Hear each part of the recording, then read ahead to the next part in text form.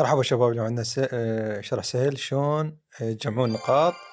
مثل ما تشوفون هاي النقاط مال تطوير الأسلحة بالحداد. مثل ما تشوفون عندنا هنا 775 جوهرة، وأيضا عندنا 42 من هاي الكرات الحمراء. يا شباب تجون هنا الحداد إذا تريدون تطورون القدرة مال الملوك، قدرة الحداد. مثل ما تشوفون مثل عندك هذا السهم الخارق، هذا يتطور بيش، يتطور 120 جوهرة. هسه عندي مثل ما تشوفون 5400. اريد اجمعهن شوية حتى اطور شوية الليفل عالي. مثل ما تعرفون هاي القدرة مال سهم تمشي لك على طول القرية، جدا قوية هاي القدرة. يا شباب شوفنا مثل قدرة ثانية، مثل عندنا هاي الدمية مال الملك، الدمية البربرية. ايضا مثل ما تشوفون عندنا هواية قدرات بهاي القسم. مثل ما تشوفون هاي احداث الزلزال جدا رهيبة، تفلش لك الجدار.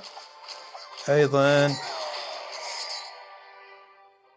مثل عندنا عندنا جوهرة ملكية، هاي همنا كل وحدة وقدرتها الخاصة. مثل ما يكون تعالج البطلة الملكية، يعني إذا خسرت النقاط الصحة مالتها تقدر ترجعهن إضافة للقدرة مالتها، يعني راح تحسنها، راح تكون الملكة لا تقهر. مثل ما تشوفون رجع صحتها كاملة.